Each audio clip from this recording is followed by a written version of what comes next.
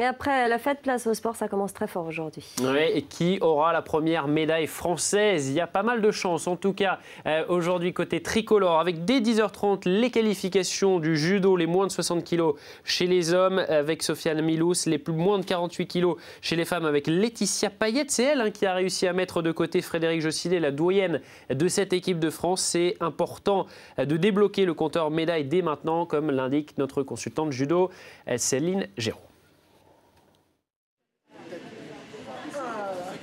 Va donner le ton à l'équipe de France, l'intention, l'énergie.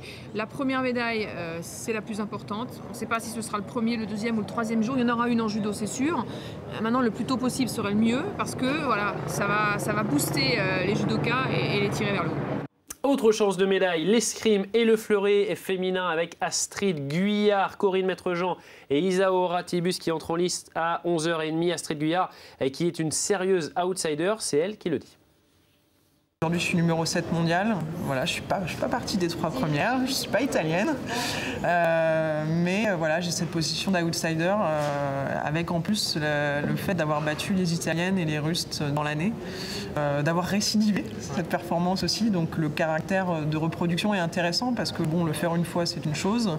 Mais savoir le refaire, le répéter, c'est intéressant parce qu'on peut se dire, bah, le jour J... Après avoir pris la deuxième place hier lors des qualifs, eh bien, ils disputeront directement les quarts de finale, vous le voyez, à partir de 16h. À suivre aussi le cyclisme sur route, 6 jours seulement après la fin du Tour de France. Ce sera à partir de 11h. Si les Français emmenés par Sylvain Chavanel, Arnaud Démare ou Tony Galopin ne seront pas favoris, pas vraiment de chance de médaille, ce sont bien les Britanniques qui devraient empocher la médaille d'or. On ne voit pas comment on pourrait les empêcher avec Mark Cavendish, notamment le grand favori, Bradley Wiggins, le vainqueur du Tour, et Christopher Froome. Alors, journée très riche puisqu'il y aura aussi les premiers coups de raquette aujourd'hui à Londres. Ça se passera sur les cours de Wimbledon, là où a été sacré il y a environ 3 semaines Roger Federer. Côté français, entrée en liste de Gilles Simon et Julien Beneteau et d'Alizé Cornet chez les femmes. Pour elle, les JO, c'est magique, même pour le tennis.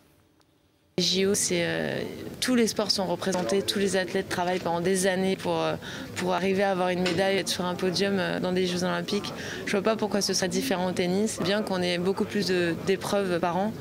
À suivre aussi plusieurs équipes de France féminine, le foot avec un deuxième match pour les Bleus contre la Corée du Nord. Après la défaite lors du match inaugural contre les États-Unis, les handballeuses commencent, elles, face à la Norvège, la grande favorite, championne olympique du monde et d'Europe en titre. Et puis les basketteuses qui affrontent le Brésil, on les avait laissées hystériques. Regardez ces images après leur qualif pour ces JO justement. Pour beaucoup de ces joueuses, les Jeux, c'est le Graal.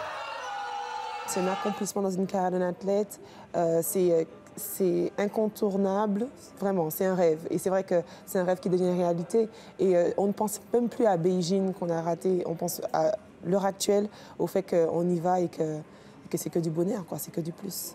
On parle natation avec les premières longueurs de Michael Phelps qui va tenter de décrocher sa première médaille aujourd'hui. L'une de ces grandes stars de ces Jeux, ce sera sur 400 mètres 4 nages. Il aura quand même face à lui un autre Américain redoutable, Ryan Lochte. Attention, mais Phelps, c'est quand même 8 médailles d'or à Pékin et il est forcément très ambitieux.